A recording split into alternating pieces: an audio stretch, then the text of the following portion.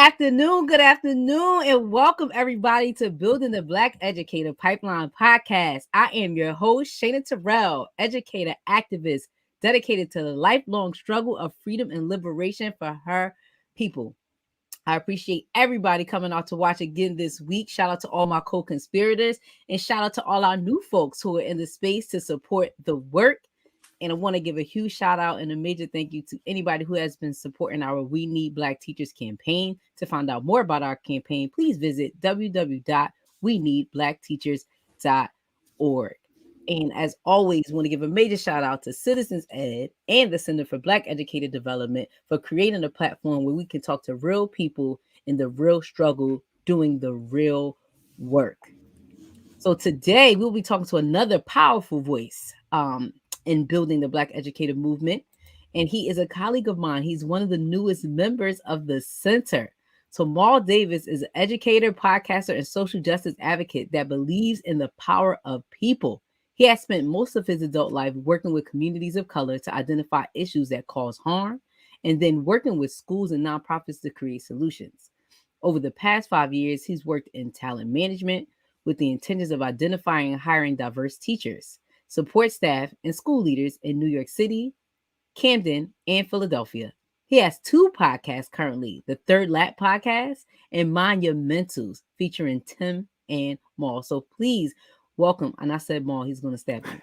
It's like Mal, because my man's name is Malcolm. But please welcome to the show, Mal. What's up? Chilling. What's going on with you? I appreciate you, man. You know, we talked like less than a week ago, about the podcast, and then being on, man. I'm excited. I'm ready to rock and roll. So thank you.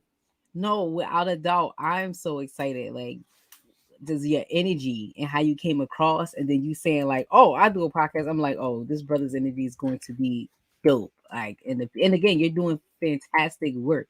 So dope energy, fantastic work. I think that's an excellent combination. And you know Yeah, what we a try little to do something. here. What you say, boo? I said a little something, man. You know, still a lot more work to be done for sure, but you know, headed in the right direction for sure. Yeah, and then just with this podcast, we try to do a lot to expose folks to the current work that people are doing out in the Yeah, field, but also people can come here and learn some tangible things that they can take away with them. right. And I felt like, again, the work that you're doing, your energy, your voice is dope. People can learn a lot from you. I appreciate it. Yeah, excited. Let's jump in. So one of the first things I always talk to my guests about, because I think it's important for people to share their educational journey. So Yeah. what inspires you to be an educator? Like, how did you get into education?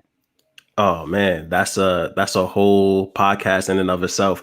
So short story, you know, for me, I think that it boils down to the fact that I was the good kid, quote unquote, and the bad kid, quote unquote, in the same person, right? And so, you know, you from kindergarten through about 7th grade, 8th grade, I was like a B student, high level, you know, accomplishing kid. Got into high school, was diagnosed with depression, really fell off the mat, became like the kid that nobody checked on, nobody was checking for. You know, shout outs to Mr. Gaines, who was my history teacher in high school, who was really the only teacher that kind of even cared about my outcomes.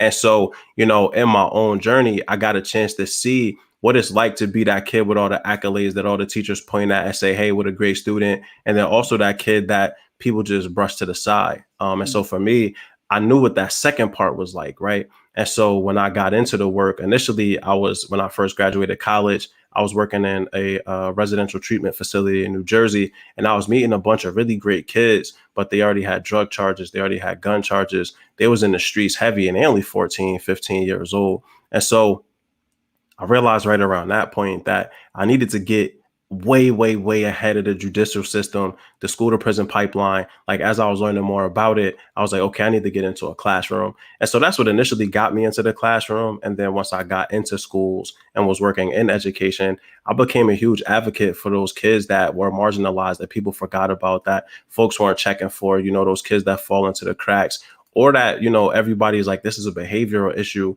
You know, I had got dubbed the bad kid whisperer at one point in time. And, you know, I took that on as a challenge because I don't believe that there is such a thing as a bad kid. There are kids that are misunderstood. There are kids that are misled. There are kids that need additional help, support, and guidance. But there are no bad children. They're children. They're still learning, developing, and growing. And so, that's really what got me into education. What keeps me in education is the fact that we just need more educators of color. We need more Black men in this work. And as a person that did teach as a Black man in the South Bronx, shout outs to the South Bronx. Shout out. You already know, yeah. And so, as a Black male educator, I know the importance of recruiting more Black men into this work. And, there are so many statistics that show just having one Black male teacher in the lives of any student, especially our Black and brown students, is transformational. And so that's what got me in it. That's what keeps me in it. That's what brought me to the center. And so, yeah, man, I'm just excited to just keep doing the work. Yeah, and what's amazing to hear about your story is that your own experience is what Yeah, really pushed you into education. And like so many of our young Black men, just to hear, it's heart wrenching to hear, like, when you were going through your own mental health struggles, that you were like literally cast aside. 100%. Even my coaches gave up on me because, I wasn't performing at the same level athletically. And so they wasn't checking for me. And so in the end of the day, man, it was like, y'all really just had my parents and Mr. Gaines. And like, that was kind of it. And so I don't want kids to have those experiences. I want you to feel like you have a ton of advocates in the building. You have a ton of people in this safe space. And, until school becomes a safe space for our students, for our teachers, for our families and our communities, we'll continue to do harm to Black and brown people. And that's not what I'm here for, right? Like, that's not what the center's here for. That's not what you're here for. And so, yeah, we all in this work together to transform, especially urban education here in Philly, but around the country, into a much safer space for our kids and our communities. Yes. And I think that what you said is so key in terms of like people who are coming in spaces shouldn't be coming to do harm to children. And I think that Yeah, sometimes what's to highlight from your stories, I think that sometimes people think that doing harm to children is coming to actually do some physical harm, but right. neglect is Yeah, major. yeah, Neglect is major. And what you are sharing through your stories, like you were neglected by folks who 100%. you expected to be in your corner. And you never want kids to feel like that. So you made it your mission to Yeah. make sure kids don't feel like that with kids in your presence, and to find more people like you, who can wrap their arms around children and who can wrap their arms around the community, to spread Thousand hope. percent. And I'm 36, right? Like, these things happened 15, 20, 25 years ago. I still remember it like it was yesterday. And so, yeah, you got to unpack that as trauma now as an adult, right? You got to go to therapy and talk about grade school stuff. Nah, that's not fair, right? We need to do better. We need to do more as the adults in these children's lives. So like you said, so that they don't feel neglect. They might feel that at home. They certainly feel it in community and in our society as a whole. Yes. So they come into our classrooms and feel neglect. They come into our school buildings and feel neglect. So where are our children safe? And so, Mm-hmm. that's what I advocate for. That's why I go so hard, is because I want our kids to be safe everywhere they go, but especially when they walk into a building that's supposed to serve them and they don't feel that way, Yep. then, we got to get out the way or we got to do better. Definitely. And what's so pivotal again about what you're sharing is you weren't the kid who was cutting class, getting bad grades, and like that. That's not how you started. Nah, You that's know, how I'm I ended though. It took me 5 years to graduate high school. When I did graduate, I finished with a 1.8 GPA. I almost dropped out of high school. Shout outs to my mom for going so hard and staying on my neck and not allowing that to happen. Shout outs to my dad too for the same thing. But if I would have had my way, I would have dropped out because I was ready to quit. I had to get homeschooled because I refused to walk into the school building. And so, through homeschooling and I had one class a week in order to finish, right? But I was ready to quit. I was ready to fold, give up, walk away from it. And, I'm eternally grateful that I didn't. But on the same note, all of those experiences definitely dictate who I am today and why I am where I am and why I do the work that I do every single day. yes, and you are such a reflection or a mirror of so many of our young men, that Absolutely. go through that struggle. Like, I'm racking my brain right now and like remembering being in education and seeing young men who are like thriving, and Yeah. just at some point straight decline. Like, you Yeah. start seeing those absences become Yeah. more frequent than they do sporadic, and you're trying to find out what's going on. But Right. sometimes you just don't know, like, they don't know within themselves what's happening, Yeah. what's going on. Absolutely. but having somebody to continue to believe. So shout out to Mr. Gaines. Okay. Yo, shout outs, Mr. Gaines, man. Yo, I appreciate you. And it's funny because Mr. Gaines is Jean Gaines, who is my homegirl. That's my sister. That's her dad. And so when I got to his history class in 10th grade, he knew me from a little homie, right? And so when I finally got to him, he saw the change in me, but the rest of the teachers didn't have that context. And so for Mm, them, I was just a kid that sporadically showed up to class, wasn't really doing what he was supposed to.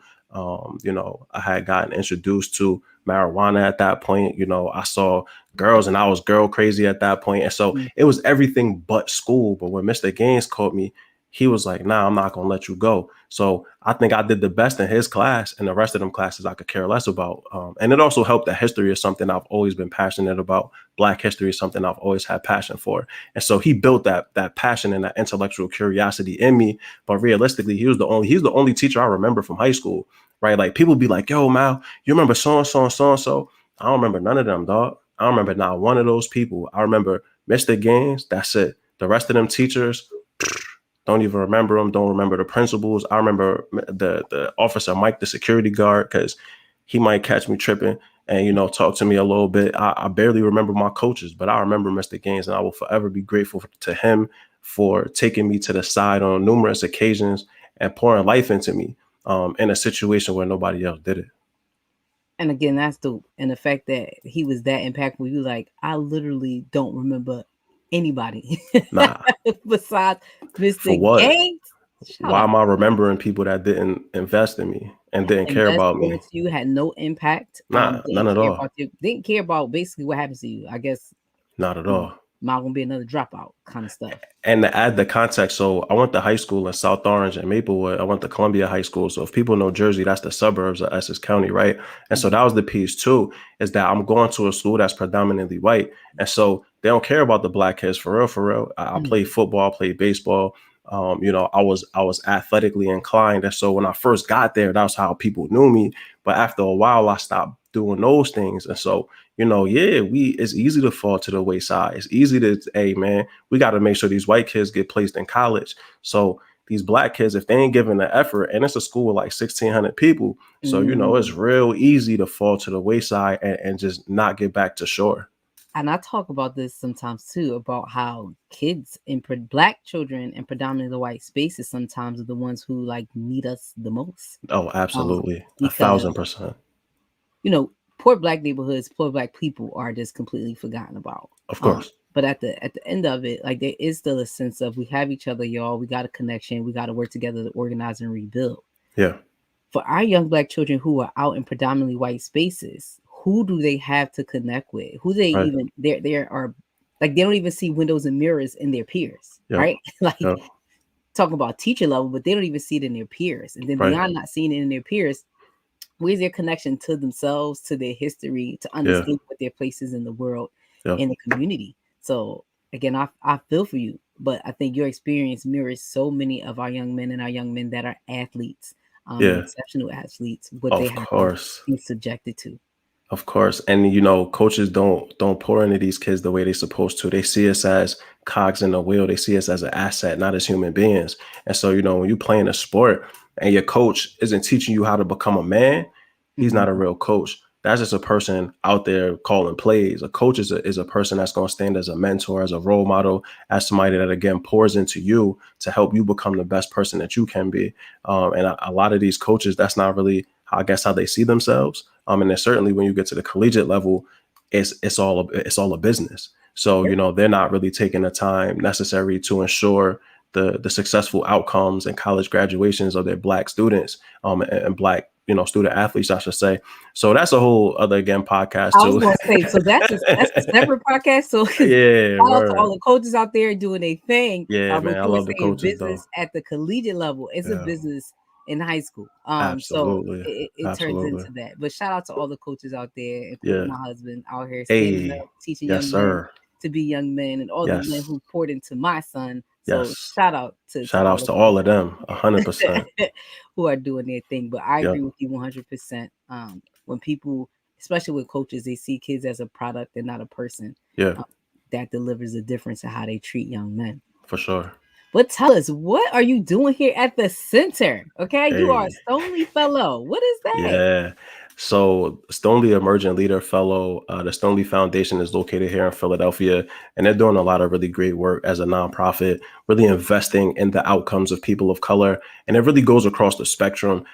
So I am an emerging leader. So I am a part of a cohort of, I want to say about 6 to 7 people that are doing work in the juvenile justice system, doing work around homelessness for teens and housing, in education, all across the board, right? And so, for me, the next 2 years, I'm serving in an education policy fellowship position with the Center for Black Educator Development to really continue to build on the work that I've been doing around diversity recruitment, getting more Black educators, as it's the Black Educator Pipeline, right? So this is the podcast we're on. So getting more Black educators into the pipeline, but on the back end, also really thinking about what are we doing to keep the educators we already have? Because we know that Black educators, in comparison to their white colleagues, are more likely to get burned out and leave the work. And so, if we're doing a lot of really great work on the front end, getting high school kids really excited about the work, and then getting them into college and going through these 4-year, 5-year programs, then they're getting into the work and leaving in 2 years.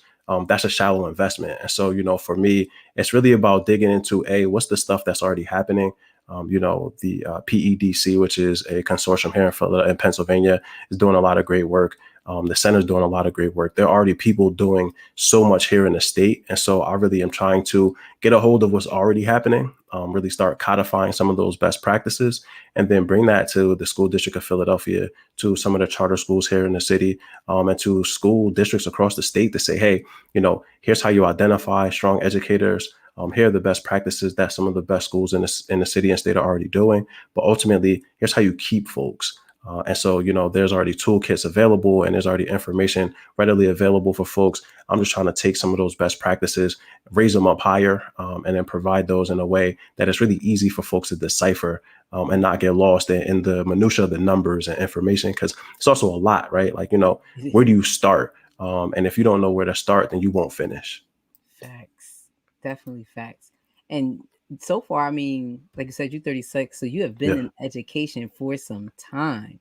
a So little to bit of time, it's a little, just a but little bit. but to be right at this path of being an emerging Stoneleigh Fellow, Yeah, how has your work in education helped you to arrive on this particular path, right? Because I think yeah, like we've all had different paths to get into the world of education.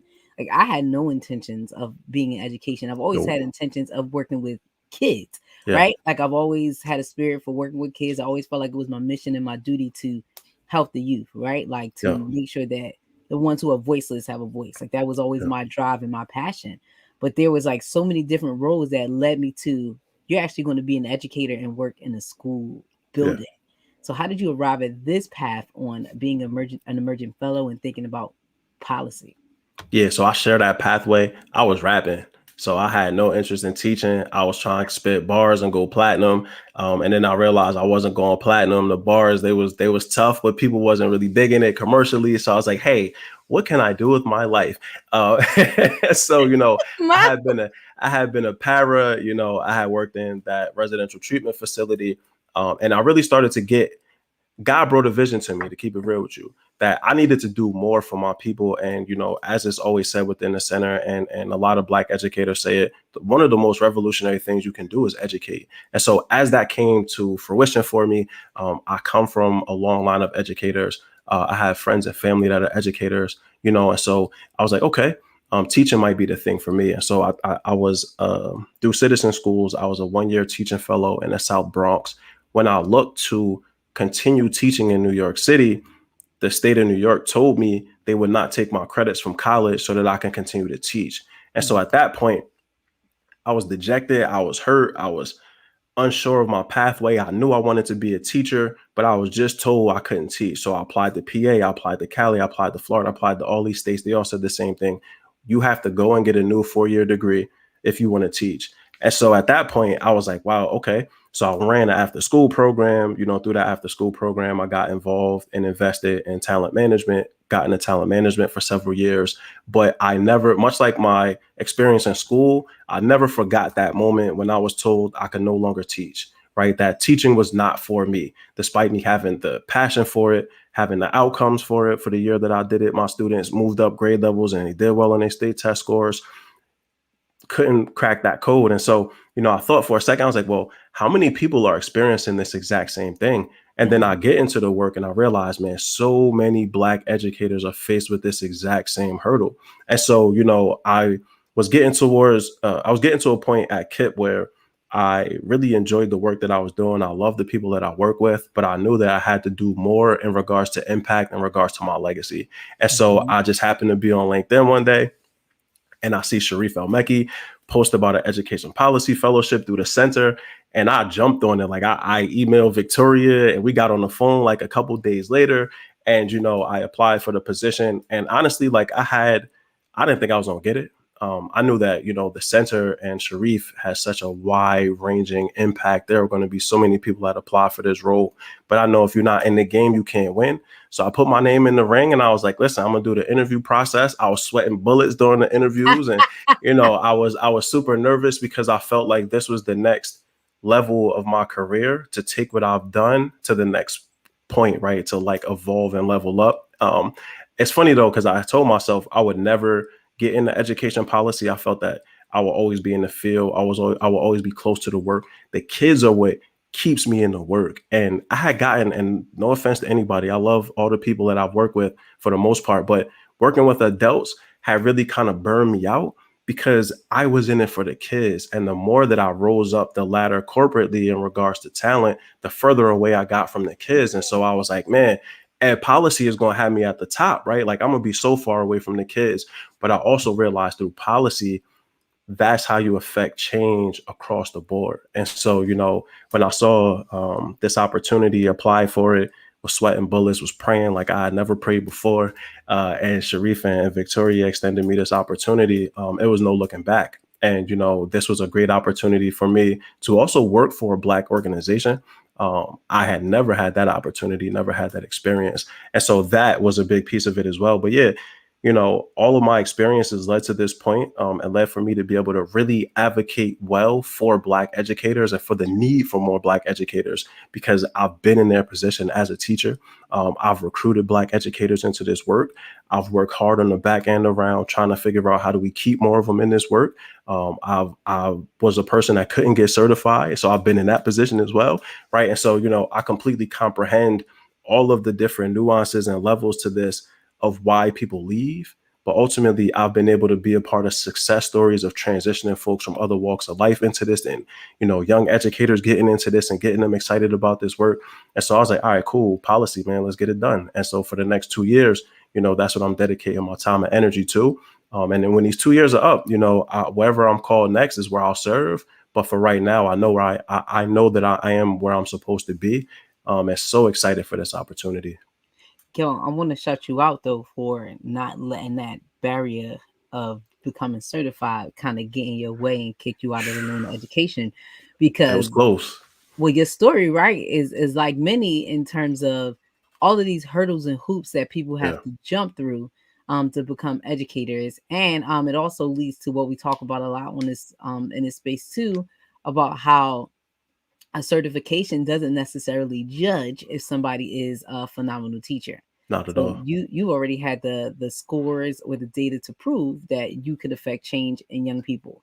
And we Yeah. have people who are certified out the wazoo, and Can't teach. can't teach and can't Can't connect teach with a kid, at can't all. move a kid from A to Z the Yep. first.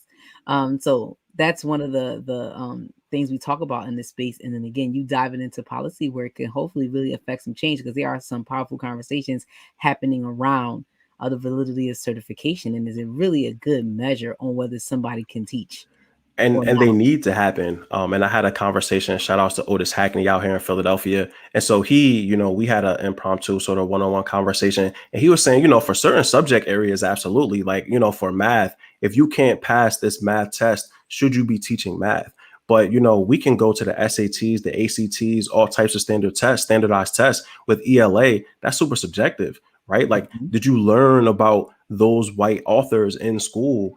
how rigorous was your education in your urban school where you were able to capture these vocabulary words. And so, some of this is super subjective. Some of it is objective. I think that we have to take it sort of by like a step-by-step lens and perspective, because you don't want to do away with the testing completely. Correct. You have to have some layer of Some like, measure. hey, exactly. We have to have some measure, but are the measures that we have correct? And if we know that they're not, then what are we actively doing to overhaul them to be able to make this a more equitable process for people? Because if we're saying we want more Black and brown educators in this work, but then we find that this is one of the biggest hurdles that prevents them from getting in here, then we want the work to stay predominantly Caucasian. And if that's what we're doing, name it, right? But like, let's not pretend. Ain't nobody gonna name that. Who So naming that? then, then let's stop fronting and let's do some work around fixing this thing and making it better, right? Because there are so many opportunities for us to make this work more equitable, but we continue to see the work's not being done, right? And so you don't have to say it; your actions speak louder than your words. We all know that. Facts. And again, your experience, like so many people, get stuck in the support teacher role. Yeah, People get paras. stuck Yep. as paras, Yep. and they, because of for whatever reasons. Because even with yours, it's just such a complicated problem in terms of, it's not necessarily the question of whether you can pass the certification, but somebody telling you, hey, you got to go take a whole nother set of this. Where's that money coming from? Yo, they You told me to go back to CUNY for 4 years, get a new degree, and then come back and do it again. And I was like, who's paying for who's that? paying for that? Who's paying for that? Where's that And I was money coming from? 29, so I wasn't going to be 33 graduating with a bachelor's. Like, I'm not doing that. And age is, it is what it is. But yeah, to that, my story was definitely Lisa, complex. it's time. Time. You're at a different Exactly. point in Exactly. time in your life to now. I got to Exactly. go back to dedicate myself to a full 4 years of Right. college when I'm already in the field working. Making money. And And I I'm have trying to to, get right? Like, again, married. Like, right. I can't. Come on. What are we Gotta talking about? support a family. Come on, man. And It you're not wasn't telling going me to to go happen. back to get my master's. You're telling me to go Nah, back to get a degree that I already have, an already undergraduate have. degree. Yep. Yep. Yeah. So when Exactly. we talk about time and money, like that Yeah. alone is super discouraging for folks. But we have so many people who are caught in that extremely complicated cycle, trying to Yep. jump through hoops when all they want to do is teach Just kids. teach and make impact in communities where they're from. Think about how many of our parents come right from that community where they live, right? They live and teach in the same exact community, building great relationships, and so they become parent coordinators and all of these things, but educators. And so, we're leveraging the Black and brown people that we have in our building to, think about how many of your custodial staff know all the parents, right? But if they ever wanted to transition into teaching, it would be the hardest transition of their life. But No we cap. leverage them to talk to our parents. When the parent come in irate, yo, go get Mr. Smith, go get Miss Jones. She know the parent, right? And so, what are we doing again to really be able to? And some of this work is now happening in PA. Shouts out to people advocating for it. There's a bill on the table right now that's trying to make more of these things equitable, Yep. making teaching a CTE pathway, right? And like, so there's a ton of stuff happening. But if that bill falls short, then what, right? And so, like, I think that that's sort of what some of us are bracing ourselves for is, okay, we're putting all our eggs into this basket, rightfully so. But if this isn't the basket, then what do we transition to next? And I think that like people have been a part of that what next process for a really long time. Yes. At what point do you get tired of the what next game? We know what needs to be done, right? Well, So like, listen, let's do it. you can't be tired, right? The fight is Nah, a never lifelong. tired. The fight is a Forever. lifelong struggle. Yep. And it's a multi-layered process. To Yeah. have people working in policy, to have people working on the ground. So Yep. saying that to say, like, there is no policy right now that deems education as a CTE program. That Yep. don't stop the work that we're doing with some of the programs at the center to make sure Yep. that we have in-school educated pathways for children. You can Yep. call it CTE if you want, or you cannot. But at the end Right. of the day, we still gonna make sure we exposing these children to Yep. these pathways in education, because that's what's Absolutely. going to be necessary to move the next generation of young people into the field of teaching. Same thing with folks who are building programs for parents to go ahead and transition into teaching. There's no formal policy around it. There should be. There should be all Yeah. types of incentives and money in order to help people transition from one stage to the next. Because again, I can just imagine I'm a parent and thinking about my salary. I know that I have the unteachable things that I call. I can build relationships with Yeah. kids. I know how to talk to parents. Yep. Baby, just tutor me on some content and then put me in front of the classroom, right? Give me Right. the training that I need that's necessary for me to be a formal teacher. Right. But I can't afford to go back to school or get whatever XYZ, not on this salary again that the establishment is paying me. Yeah. Also, we need to be able to support people to elevate themselves to get up to the next level or to get up to that next pathway. Yep. But there has 1000%. to be an investment. Where Yeah. is the investment in our folks? Like, where is that? And I want to use this moment to shout out Kit Philly, shout outs Isaiah Walker and Kit Philadelphia Preparatory Academy. So he and his leadership team, they actually had a pathway where they renamed their paras to instructional assistants because they wanted to take away the stigma of paraprofessional, right? And so they called them instructional assistants. They built the capacity of those IEAs through consistent reps in front of students. And I want to say 5 of the IEs have now transitioned into full-time lead teaching positions. And so that was one of the first programs where I saw like an intentional method of building the capacity of those educators to get them in front of students as lead teachers. And they also took the lens of like, we want to promote more Black male educators. And like, those were conversations I had with Isaiah and his leadership team, you know, my former supervisor, Joe Ferrara, the academic team at Kit Philly. And so, you know, I saw it I saw it happen. I know it's possible, right? But as a para in a suburban school district, no one ever made it clear, how do I move from that role into a new one, right? Nobody ever laid out a very clear pathway for me. And so when I saw it happening here at Kit Philly, I was like, cool, but like, where's the rest of this work happening? And so, you know, through PEDC and through some of these conversations happening in the city of Philadelphia and across the state, you know, I'm seeing it happen and I'm here for it, man. You know, I'm excited for the outcomes because that could be such a huge fix for the leaky pipeline, as they call it, right? Yeah. Is being able to backfill so many of these roles of educators leaving through retirement or whatever it may be with people that are wholly committed to the They're there. communities where they serve. We're They're there. already there. We're already serving. Like you said, all we need is to learn the art of teaching and then have school leaders encourage our intellectual curiosity, right? And when that happens, man, just move out the way and let them get the job done, right? Just Let them step do back their and just let them thing. do the thing. That's it. Let them do their thing. So how has this been now, moving from teaching, doing talent management, then to like diving right into policy? Like Uh, it's that's like a new lane. It's a whole new lane. It's a whole new language. It's been interesting. I'm fortunate to have the support of Sharif and Victoria in the center.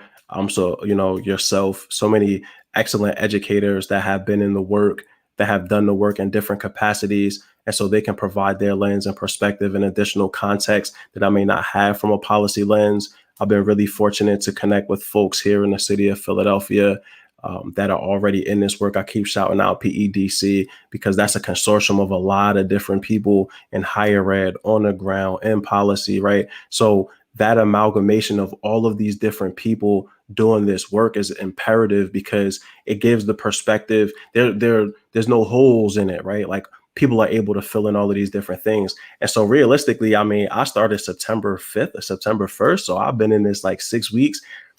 I'm swimming through a bunch of data and information. I'm learning the best that I can, but more than anything, I have 2 ears and 1 mouth for a reason. I'm doing a lot of listening, a lot of observing, a lot of understanding, and really taking a chance to synthesize the information that's being provided to me so that I can then allow it to dictate how I move forward. The Center for Black Educator Development has already done so much work around this that I'm just sitting back and like observing how y'all move. And then I'm like, okay, let me get in lockstep with this. And let me make sure that on my end, in regards to the policy work that I've been tasked to do, that I'm really keeping the bar high. And so that's a sort of ambiguous way to say I'm still learning. I'm brand new to policy. You Yeah. know, this is not where I came from. I didn't go to school for policy. You know, I've never really enacted in policy in a large measure. But as I learn more, I learn that I'm able to do this work and I'm able to make impacts in ways that I envisioned as a really new rookie teacher. I'm now in a position to do some of those things. And so that excites me. And I'm in a lane that I do know, which is talent management and finding teachers, bringing teachers into this work, getting them excited about the work, but then ultimately creating sustainable cultures for those teachers to stay. And finding real pathways for paras into this work and finding real pathways for teachers into school leadership positions where they can then give back to other folks that look like them, and build and pour into them. And more than anything, man, create just dope opportunities for our kids. That's what I'm here for, is I want to see our kids grow and prosper. And one day somebody's interviewing a kid that, you know, went through something similar as me. He did it and he's giving back now, or she's giving back now. They're giving back now. That's really why I'm here. And that's why I continue to do this. And I think that what's dope about, again, your background, your experience, you wouldn't be the traditional policy person. You Nah. have lived experience to add to what's happening and what's going on in the Yeah. education landscape. But it also raises a point for me on how do we engage the Black community in understanding policy and being Mm. involved with policy. I think our Black folks miss out on so much Yeah. because they don't understand the policy game. They don't understand power dynamics. Yeah. So in what ways can we build to really engage our folk in policy? Well, I think the first thing really comes to mind is undoing a thought process that you have to stay in the field or you have to remain in direct service. Like I said, you know, earlier, I told myself I would never get into policy. And that's because I envisioned it as like selling out. This is not selling out. This is enabling in a way that you probably can't see when you're in that day-to-day service role, right? And so the policies that you enact are able to transform not just your classroom, but hundreds and thousands of classrooms across the state and the country. And so, you know, I really think that is doing away with the mentality, the selling out mentality, doing away with the thought process that, like, if you move away from direct service, that you are no longer serving in your capacity the best way. If you're a person that has the ability to see things in a larger vision, if you're somebody that can really dig into data and synthesize data into actionable steps, if you're somebody that is communicative and personable, you know, and can get out here and get, you know, folks interested in this work, yo, policy is it, man. Get out here and get it done. Mm-hmm. I think that really starts, and that's specifically to the educators, right? And to the people that are already in the work. Overall, I think that we have to demystify some of this stuff, right? Because, like, I didn't know what policy really meant until I started working in policy, right? And so, you know, and I've been in education, I've been an educator. I didn't know what ed policy was for real. And so, you know, for folks that are not in this work, you know, who are the parents of our students, who are our students, you know, who become parents over time, what are we doing to really get them engaged and invested in the policies that we can, that'll affect positive change for them? You know, what kind of conversations are we having? How are we having more podcasts like this, right? Or are we keeping this steeped in educational and very college heavy vocabulary language that purposefully boxes people out of positions to understand it? Because Right. again, I'm college educated, you know, I'm a relatively smart individual. I didn't know what policy was. I'm looking it up on the internet. I'm applying for the job. I'm like, wait, hold on. I don't even know what it is. So let me get on here and start Googling, and I get inundated with information and data. Nobody really made it simple for me. You know, I had to make it simple for myself. So you have to have the wherewithal to even do that. And so, you know, I think first off, like, folks that are in the work, again, don't tell yourself you can't do something. Believe that you can, understand the impact that it could have. And then secondarily, as we're approaching our families, as we're approaching our communities, and we want them to get behind these policies and understand how these policies can positively affect them, let's have real conversations with them. Let's get their feedback on what do they need, because we give these prescriptive measures, but we never ask our communities what they need, right? You know, so many charter schools were started as like, hey, we're going to figure this out for you. Nah, Not they with good. They not good. yep. Not with you. Exactly. Nah, they good. Ask them what they need. Ask the kids what they need. Ask the students what they need. A kindergartner can tell you what they need, right? So a high schooler definitely can. And so, you know, let's really get out here and start asking these questions, and then create policy involved with the people that we claim we're trying to make these changes for, so that they can get behind it and they understand what's actually happening.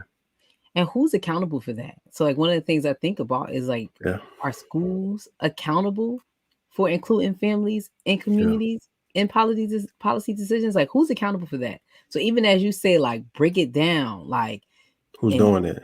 yeah, like, Yeah. who's responsible for that? Is it us as our community ourselves? Like, should we entrust that to community? Is it Black folks who are in education, who have these platforms and have these stages? Is it their job to go into communities and help people understand how to be effective with policy, or to empower them to be a part of the process? Yeah. Is it the school, right? Schools Mm. hold a lot of power Yeah. when it comes to community, children, and families. So Yeah. who has the accountability for that?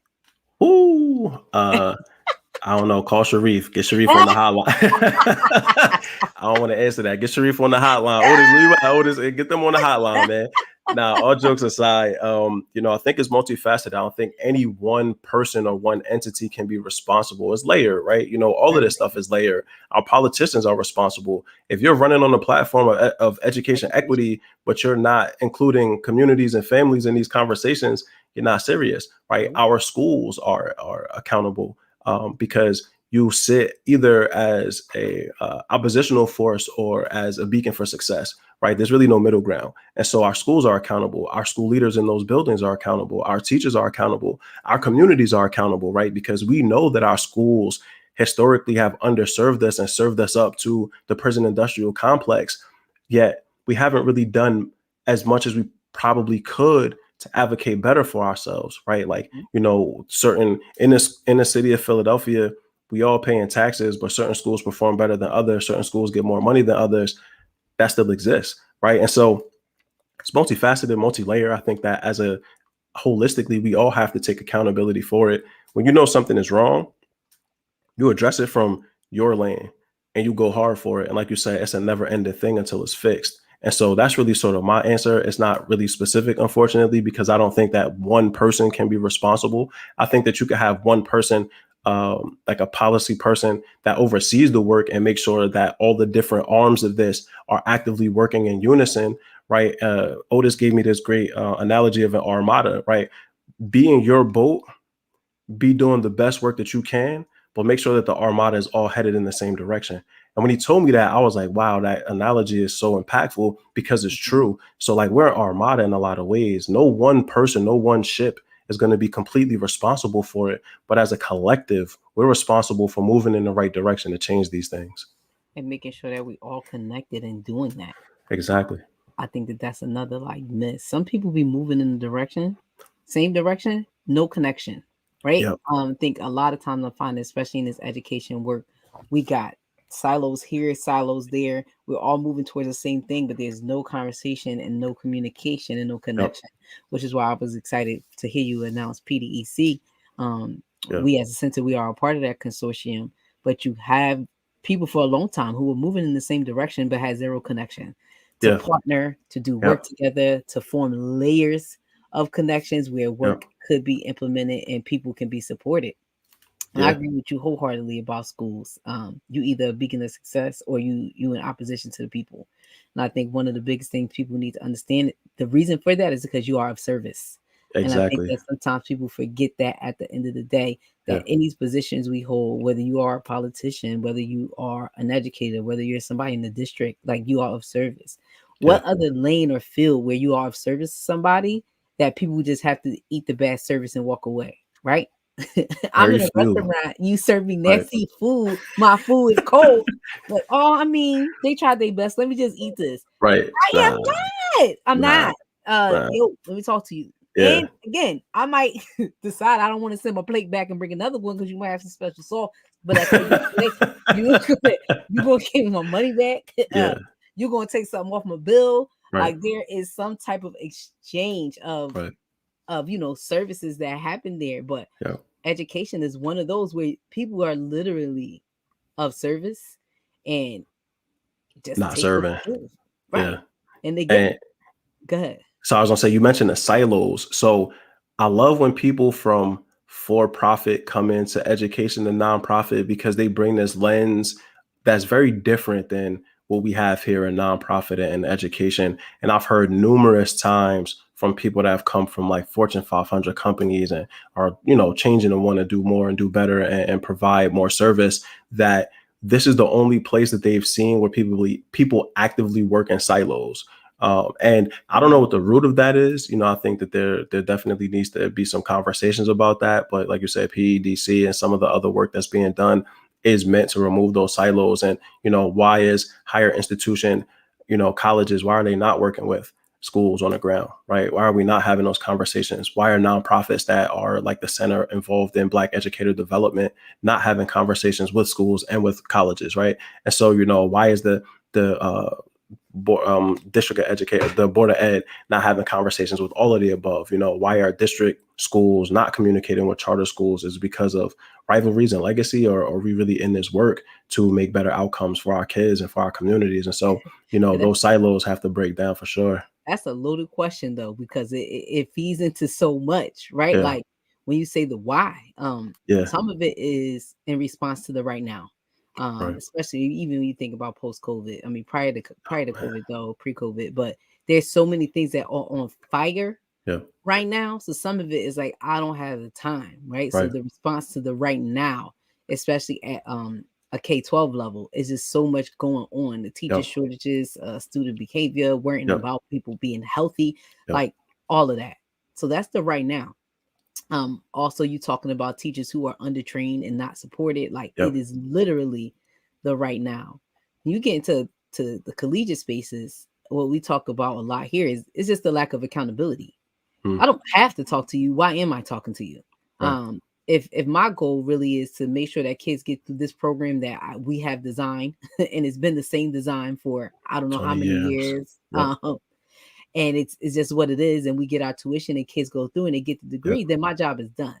Yeah. Where where is the accountability for me to say I need to change the type of educators I'm producing? Yep. And I've said this, like, this one of the biggest shams for me is that you have people leaving out of teacher colleges or colleges of educations, schools of educations without certifications. Oh Because yeah. again, what's the purpose? Yeah. Is the purpose just to like go through theory? Or why is it that people don't actually get to practice until senior year? So is the purpose is Yeah. to have 3 years of theory, 1 year of practice, and good luck. I hope you pass your certification once you leave here. Good Like, luck. whereas I feel like if Congratulations and people good are luck. leaving out of schools and not passing certification tests, like that school should be held accountable. Because what did we do Yeah. here together for 4 years? Huh? Right. Where what's happening with my money? We got to And do more to study theory. and to that theory piece, shout outs to TCNJ because they have a process where their student teachers get placed in 3 different types of schools. So you do a public school placement, you do an urban or a charter school placement, and then you do like a parochial school. And it gives you a lens into what do you enjoy. And I think a lot more of our schools need to place their student teachers in urban schools, if all else, just so that those teachers learn that's not for them, right? Yeah. Because the damage that's done when you leave mid-year, when you just break a relationship with kids and parents that have trusted you to lead them at least through a school year, that damage is long standing. And I've been in places where kids, they've had 3 or 4 teachers in the span of a school year, right? And so those kids lose trust, those parents lose trust, and the hardest thing to regain is trust, right? And so I'm all for less theory, more practice. Theory only takes you but so far. And then, you teach them how to teach in school and college. Then they get into the working world. And it's any college program. You learn in college how to do the thing, and then your company organization hires you, and then they teach you how to really do the thing. And so let's spend more time with them actually doing the work. And I love the freedom schools and giving kids at bats and reps, because that's teaching them to do the work. It's taking the theoretical component and giving them the actual experience of teaching. And for some of them, they learn, I don't even want to be a teacher, but I do want to go into finance and work in education, or I want to work for this nonprofit that's in some other realm. I think it's valuable for folks to learn up front whether they do or do not want to do this work before they're being tasked with actually doing the work and they fall out of love with it. Because, to me, there's nothing sadder than a teacher that's burned out. Whether or Mhm. not you stayed, you're not bringing your best self. And this is a revolutionary act. This is something that transforms minds. When you're working with minds and the brain, you got to bring it, man. And if you're not here to bring it, step off, or don't step in the first place. But, Mhm. I think that we're really doing these college kids a disservice by not giving them the reps and not giving them diverse opportunities to really realize where they want to be in the first place. Agreed. And then when you think, like you said it right, the power that you have as a teacher, which is what makes it such a revolutionary act. You Yep. have the power to change the minds of the next generation, which means Yeah. you have the power to change the future. Yeah. So if you're not going to bring your whole self to that work, then, like you said, step off. But I think a good point of that is having those at bats and those reps early on to be like, Yep. "Ooh, child, this ain't for me." And there's nothing wrong with that It's not. as Black educators, right? And so Reginald Benbow, he had commented earlier, we need to start placing our Black teachers wider across the K through 12. Yeah, all grade levels, exactly. And so that part, but we also have to stop putting our Black educators, specifically our Black men, in the hardest schools to staff, in the toughest schools, in the toughest neighborhoods. And yo, being Black is not a monolith, right? And so I didn't, not me saying specifically, I grew up in West and in South Orange, so I had diverse opportunities. But just because I'm a Black man don't mean I grew up in the hood and I understand the politics of being in the hood, right? And so when you place me in the hood and you expect that I am 100% going to hit the ground running, that's unfair, right? But And Dr. so, Carr has said, check the archives of the show. We had a show on Black people not being a yeah, monolith. We had brothers come 100%. on and talking about how, how it taxes you. Just Yes. because you Black. Yeah. You're supposed to be the all knowing of how to, corral the Black boys, or you're Yep. the only Black male in the school, and Yep. it's people pulling you right and left. How taxing that is on folks' soul, to have to do Without a that kind of question. work. So you speaking that, like, but go back in the archives, y'all, check out some of the videos that we've Yeah. had on those specific subjects, because you are speaking facts right now. Yeah. Black people are not a monolith at At all. all. And I had, teachers sending their kids to my class in the middle of me teaching, and they'd just knock on the door. Kid would open the door like, "Oh, what's up, Mr. Davis? They sent me over here. I was acting up. I got my paper. I'm gonna just sit in the back." And I'm like, all right, cool. Because, we had a relationship. That's my man. I want to see you succeed. So I would rather you come to my classroom and stay out of trouble than get suspended or end up in District 22, or whatever it is that they be sending the kids to in Brooklyn. And so, I was cool with that to an extent. But once I realized it was not just my experience, but like I connected with mad Black male educators, and they're like, yeah, they do the same thing to me. I'm like, nah, hold on. Why are we doing the extra work? I'm not getting paid extra for every child that walks into my classroom over my 25, 30 capacity. Now I got 35 kids in my class, right? And on different grade levels, not even in my class, different subject area. I teach ELA. You came from science class, right? And so, that piece, like you said, that invisible tax is very visible to the people that do it every single day. It may not be talked about on a regular basis, but that tax is real, and that tax is mentally exhausting.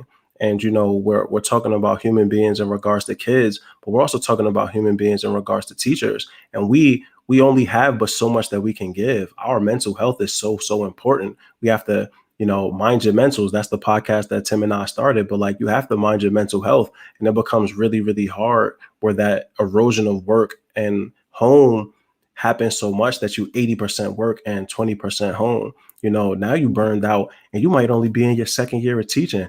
I know first year teachers that are burned out, Mm-hmm. right? And what are we doing to alleviate or lift some of that off of them? Or are we okay with that because we know somebody else will come and replace them that next school year? But guess what? Somebody else is not coming. And I think Pretty that's why this much. has to be a big focus. They're not Yeah. coming. Yep. We see, especially in this post-pandemic year, Oh they yeah. are not coming. You can't Nah. even get people to sub right now. They're not coming. The hardest year of talent that I had was this past year with Kit Philadelphia, and it wasn't why I left. I let that decision was already in the works, but this was the hardest year of staffing I have ever been through. And I talked to other folks in the work because I believe in a coalition of people, and they all said the same thing. It was like, Mal, I've been in this at 2 years to 20 years. I have never in my life experienced what I'm experiencing right now in regards to staffing shortages. And so, yeah, to your point, they're not coming. And so, it's on us to not only identify new places of origin for us to be able to pull talent from and develop talent, but what are we doing to keep people? What are we doing to provide that balance so that people see education as a legitimate pathway? Because if Facts. you work in 50 hours a week and you're getting paid 50,000 a year, when you break down that hourly wage, it don't equal minimum wage. So somebody could work at Target realistically and probably have a better work-life balance, right? And so, what are we doing to alleviate some of those concerns and really help people to become the best educator and person that they can be? Yep. And I'm saying they're not coming right now, but the center's job, we got them coming. But Yes. I don't want to build young people up to work in Yeah. spaces where they're not going to be poured into, Nope. where they feel like they're burnt out. And they're like, Mr. Right. Rob, I got these stipends, everything going, but I'm gonna do my little couple years and I'm out because I Yeah. this ain't for me. Because I'm Right. sending them into places that aren't welcoming to them. I'm sending them into Yeah. places that aren't pouring into them. Like Right. that all of that is problematic. So And then when I'm talking to folks, I know that y'all have these fires and this immediate, I need somebody right now, but also talk to me about a strategy for a long term. Yeah. How do we not continue to have this problem year after year? How do we, in the next 4 or 5 years, you don't even have to worry about a teacher shortage? Why? Because you got 30 to 40 kids from your district who went through a teacher pathway program at your school, and they're ready to Yeah. come on back and teach wherever Yeah. you need them to teach. But folks have to invest in those kind of strategies in order to be able to resolve the problems that they're having for themselves. They Yeah. got to see past today. Yeah, shout outs to PEDC again, and shout outs to the center. The toolkits that they have on PEDC's website, the toolkit that is on the center's website, yo, they already laid the foundation for you. They got worksheets that you can do. They got questions you got to ask yourself. They got working groups you could be a part of, right? And so, when we're talking about beyond just today, we're talking that 5 to 10 year plan. The work in a lot of ways has already been done for you. You have to buy in. And I came from the talent space, the HR space, and I can tell you firsthand, the first thing that falls to the wayside when you're trying to fill roles is diversity. You are taking, excuse me, you are taking whatever teacher comes to you, especially when you get to that May through August, that's peak hiring season. You are taking whoever, first come, first serve. We are filling seats, right? And so Mm. if you haven't laid an intentional plan for how you're going to identify, right, but also retain the folks that you already have. But when it's peak hiring season and it's every single day, we're doing 6 and 7 phone screens. I got 3 final interviews set up for my principals. And you're looking at the diversity of those numbers, it's skewing one very specific direction, right? When you're like, okay, well, I got to tap into TFA. Well, TFA predominantly has served a certain demographic, right? Yeah, I got to tap into these higher institutions. Well, then these higher institutions, what up, D? These higher institutions are serving a very specific demographic. And so if I'm filling in July, I'm filling with predominantly non-teachers of color because I was not intentional. So these toolkits exist. Tap into the toolkits, use them, be really, really smart and forward thinking about how you approach this. Lay that strong foundation from November through January. And so by February, when you're opening up these conversations, man, you hitting the ground running. You have really strong educators of color already invested in your process. And then don't promise them things that you cannot deliver. If you do not have a culture that is ready for them to come in and thrive, do the work yourself before you start introducing them into that. And that's what you were saying. I hate when I bring somebody into a place and the place isn't ready, right? I take that I carry that in my soul. Because I done That's a recruited you burden. here. That's a Yes. burden on my soul. I asked you I to come put here. you I sent you there. right. And Yep. so I carry that, and that's an albatross on me now. And so, do the work, lay the foundation. The tools are already here for you. Man, get busy. All you got Yep. to do is do the work. That's it. Get invested. Okay. That's it. We are wanting to a close, but I would love to Yeah. hear from you. What's the number one thing, right? You know how people like leave a legacy. What is like the number one thing that you want to accomplish in this fellowship with the center? Like when you out, you say, Man. like, you know what, y'all, I did that. Okay, I didn't do nothing else, but I did that. Okay. Ooh. Oh my gosh, that is a loaded question. I love loaded questions, and as a podcaster myself, I ask a ton of them. So I guess this is deserved. Um, Man, 2 years is not a very long time, considering people have been at this work for 2 decades. So 2 years is a flash in the pan. But when I walk away from this, what I hope to have accomplished is at the very least have codified the best practices that already exist and be able to hand people a game plan of how, from identifying high school students that are interested or even middle school students that are interested in this work, all the way to how to really build sustainable cultures for your schools to be able to keep the people that you already have and make it really, really engaging for folks that are coming into the work now. If I can hand them a game plan that really lays that out in a comprehensive way, leveraging the information and data that's already existing, I think in 2 years that's something that I can accomplish, and that's work that I'll be super proud of because I know that that's going to last beyond my legacy, beyond my policy position, and that really goes to my legacy of wanting to transform urban education one step at a time, but really from a talent landscape. I know what I'm good at. I'm good at talent management. And so I really want to be able to lean heavily into where are we finding these teachers of the future and how are we retaining the teachers of now? In these 2 years, that is my plan. That's what I was brought here to do. That's what I'm going to fulfill as my obligation to Stoneleigh into the center, right? And when I walk away, with that very tangible product in my final presentation when I'm presenting to whoever shows up to that final presentation, under 2 years from now. I want them to understand, like, yo, that's what Mal did. That's what his legacy will be for these 2 years, and whatever he's walking into next, like you said, he did that. So, that's my goal. And, that goal continues to become more and more clear to me as time goes forward. But, I feel pretty good about the foundations that I have in place already. I feel great about the center. Stoneleigh has been incredible. Shout outs to my cohort who've been dope. Shout outs to DJ Tally, who was in a cohort before me that put me on game with Stoneleigh in the first place. So, I feel supported, man. And I feel like I'm going to be able to not only do what I was brought here to do, but take it beyond that. Yay. Well, we welcome you. We're excited to have you. And you are dope.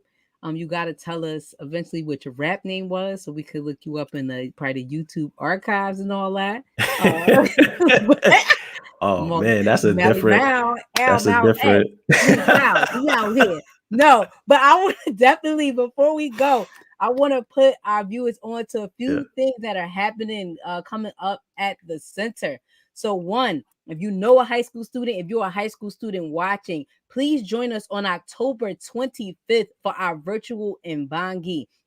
We are going to post the link to register for virtual Mbangi in the chat. And what is virtual Mbangi? Mbangi is a Congolese word that means basically a school without walls. So this will be your opportunity to engage in conversation with other high schoolers from around the nation and about education issues that you're facing. We also use the basis of a book called Lost Education of Horace Tate by Vanessa Siddle Walker to kind of guide our dialogue and pull themes from. So please join us for that discussion. High school students, October 25th at 7 p.m. Link should be in the chat, and you guys will be able to register. The second thing that is coming up is our Black Male Educators Convening. Let's go. You are a Black male. Please register for our Black Male Educators Convening. We are looking forward. We have some fantastic people that will be joining you to be keynote speakers. We have a few who are already on the show. So shout out to Curtis Valentine. Shout out to Jarvis Givens.